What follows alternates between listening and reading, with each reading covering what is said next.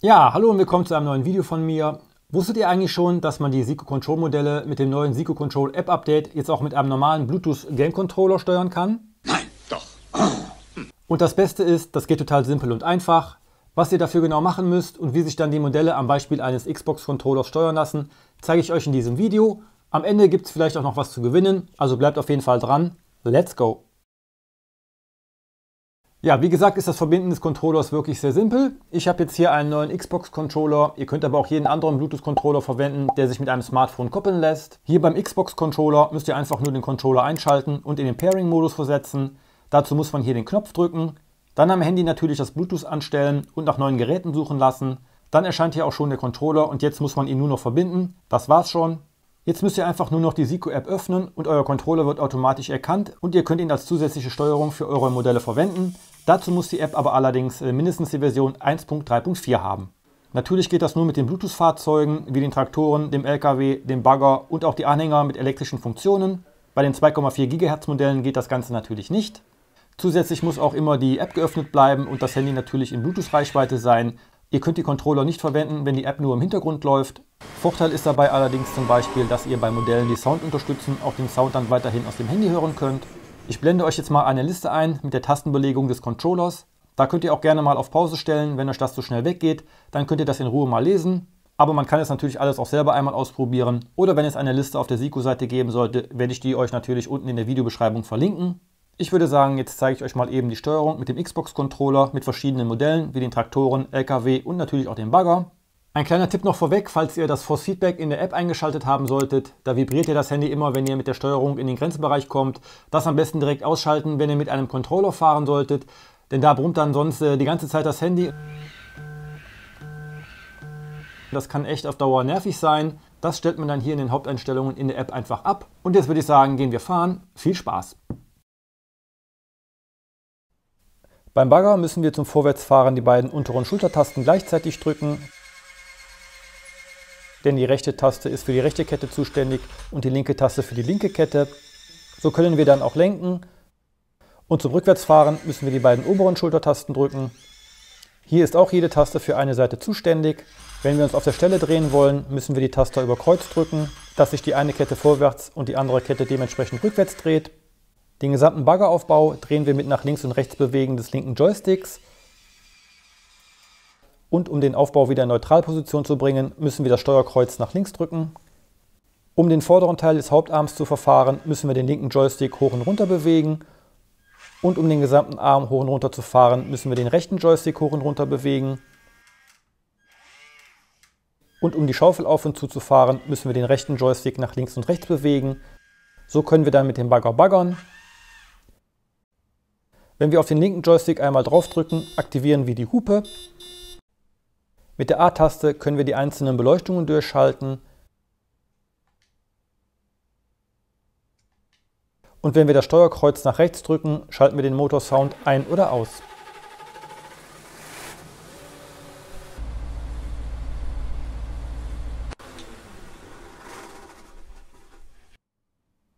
Beim LKW können wir nach vorne fahren, indem wir die rechte untere Schultertaste drücken und zum Rückwärtsfahren müssen wir die linke untere Schultertaste drücken. Das Lenken funktioniert hier über den linken Joystick. Das heißt, wenn wir den nach links bewegen, fährt der LKW links und wenn wir den nach rechts bewegen, fährt der LKW natürlich auch rechts herum.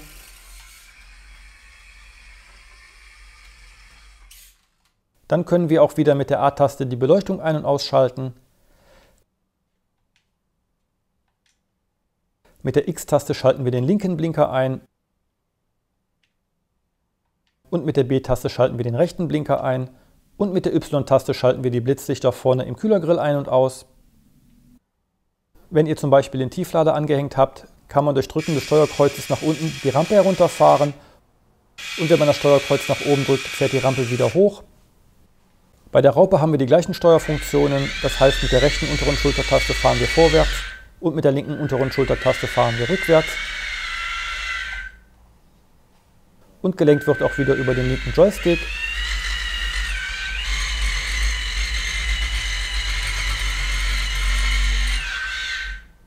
Die elektrische Heckkupplung der Raupe können wir mit den beiden oberen Schultertasten bedienen. Zum Zufahren die linke obere Schultertaste drücken und zum Auffahren die rechte obere Schultertaste. Auch hier können wir das Hauptlicht wieder mit der Taste A schalten. Und wir haben auch hier wieder mit der Taste B einen rechten Blinker und mit der Taste X einen linken Blinker. Und die Y-Taste betätigt hier wieder die Blitzlichter oben auf dem Dach.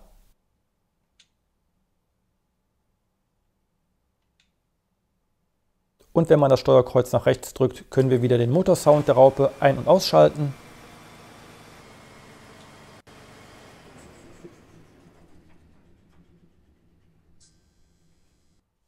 Auch bei Massey Ferguson fahren wir wieder mit dem rechten unteren Schultertaster nach vorne und mit dem linken unteren Schultertaster rückwärts. Und gelenkt wird natürlich auch hier wieder über den linken Joystick.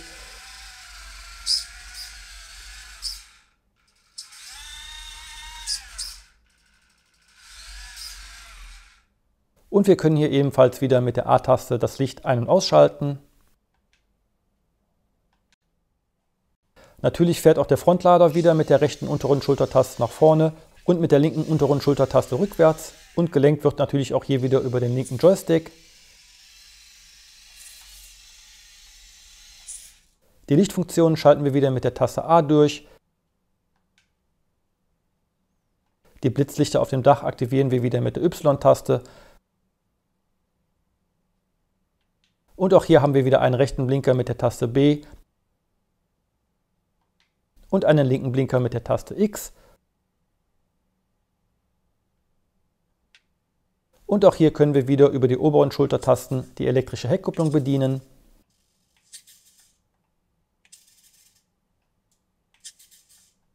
Die Schaufel des Frontladers können wir mit dem rechten Joystick bedienen, indem wir den nach rechts oder nach links bewegen. Wenn wir den rechten Joystick nach oben oder unten bewegen, können wir den Arm hoch und runter fahren. Und wenn wir einmal auf den rechten Joystick draufdrücken, aktivieren wir das parallele Verfahren der Schaufel. Und wenn wir noch einmal draufdrücken, deaktivieren wir diese Funktion wieder. Wenn ihr hier zum Beispiel den Zwei-Seitenkipper angeschlossen habt, können wir auch hier den Anhänger kippen, indem wir das Steuerkreuz nach oben drücken. Und zum Runterkippen des Hängers müssen wir das Steuerkreuz wieder nach unten drücken. Als letztes haben wir noch den Class Xerion, der natürlich auch wieder mit der rechten unteren Schultertaste nach vorne fährt und mit der linken unteren Schultertaste rückwärts. Und auch der Xerion wird über den linken Joystick gelenkt.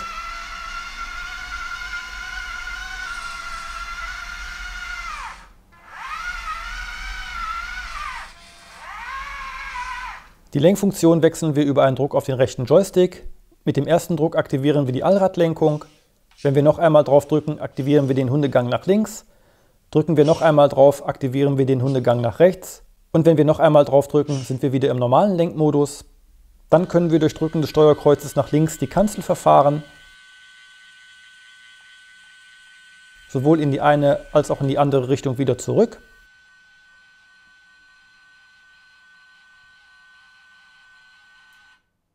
Dann können wir auch hier wieder mit der A-Taste die Lichtfunktionen durchklicken.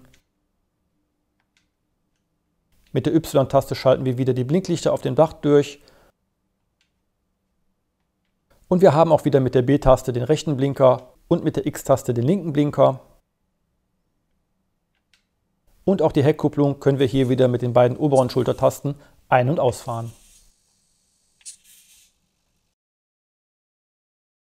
Am Ende natürlich auch hier ein kurzes Fazit. Ich finde es richtig cool, dass Seiko jetzt auch den Weg gegangen ist, die Bluetooth-Modelle auch über den Game-Controller steuern zu können. Und im Zeitalter der Konsolen werden ja auch die meisten mindestens einen Controller zu Hause haben. Die 3 weiteren Steuerungsmöglichkeiten habe ich euch ja schon mal in einem separaten Video gezeigt.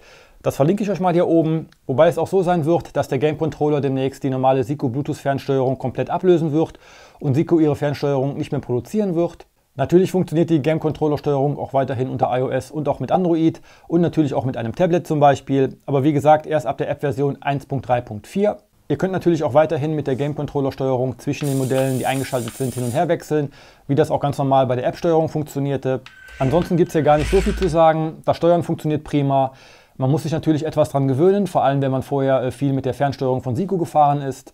Die Steuerung bleibt auch in der Regel weiterhin proportional, abhängig natürlich auch ein bisschen von eurem Controller, wie da die Steuerelemente funktionieren. Hier beim Xbox-Controller zum Beispiel ist das Rückwärtsfahren des Baggers nicht proportional, da die beiden oberen Schultertasten nur Taster sind ohne Poti.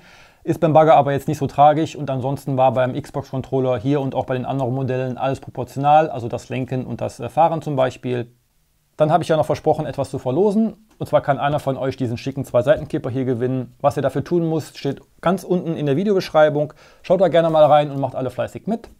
Dann war es das jetzt wieder mit dem Video. Lasst mir gerne ein Like da, wenn euch das Video gefallen hat. Schreibt mir mal gerne unten in die Kommentare, wie ihr das findet, dass man jetzt die Zico Control Modelle mit einem Game Controller steuern kann. Lasst gerne ein Abo da, um kein Video mehr zu verpassen. Dann kann ich nur noch sagen, danke fürs Zusehen und bis zum nächsten Mal. Euer Chrissy. Ciao.